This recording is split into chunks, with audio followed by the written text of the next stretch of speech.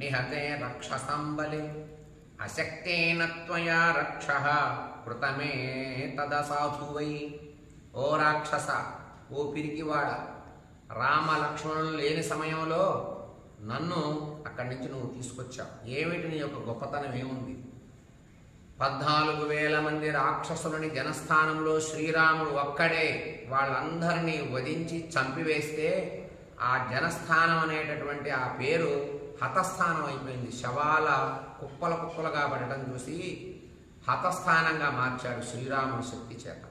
ఆ సమయంలో నువ్వేమీ చేయలేక శ్రీరాముణ్ణి, ఒంటరిగా ఉన్న నన్ను, రామ లక్ష్మణులు లేని సమయంలో నీవు వచ్చి నన్ను దొంగతనంగా పట్టుకొచ్చావు. ఇదే నీ యొక్క పరాక్రమం, నీచుడా అని సీతాదేవి గట్టిగా రావణాసురుని వాదించడం జరిగింది.